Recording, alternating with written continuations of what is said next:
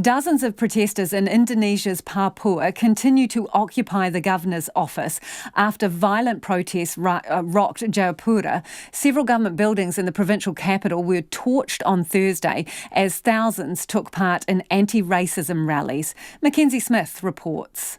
On Thursday, just a day after clashing police and protesters in West Papua killed 3, the region's biggest city burned. Several government buildings, including the parliament, were set ablaze, the latest in unrest taking place across Papua for the past 2 weeks. Witnesses and state media say police fired tear gas at demonstrators who were rallying for an independence vote and an end to racism.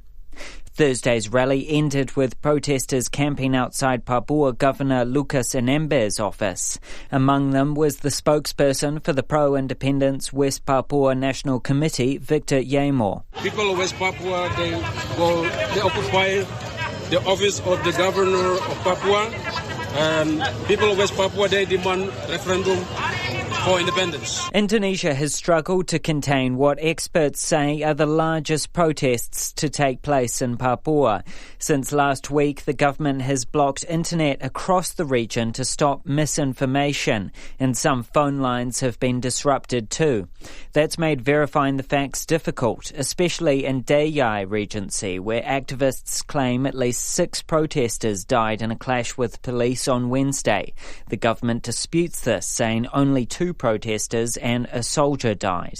A West Papuan activist in Jayapura, Rosa Moiwand, says security forces have been violent when dealing with protesters. They shot the tear gas to us, and I managed to escape before the second attack. And then many of our friends, the marchers, last night they stay there, fully disciplined, stay and not responding to the police. Papuan news outlet tabloid Jubi reports 15 demonstrators were shot by rubber bullets in Jayapura on Thursday.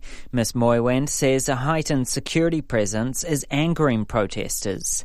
But struggling to contain the demonstrations, Jakarta flew in 600 extra soldiers to the city overnight. The state news agency Antara reports the deployment came as President Joko Widodo appealed for calm.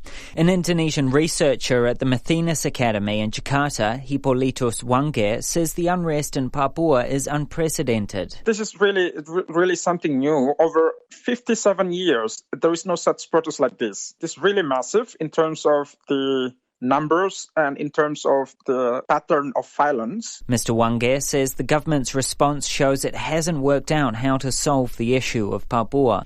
But in a move likely to curry favour with some demonstrators, on Thursday police slapped travel bans on 7 people who hurled racist insults at Papuan students. The incident, which took place in the Javanese city of Surabaya earlier this month, is viewed as the catalyst for the protests. For Checkpoint, Mackenzie Smith.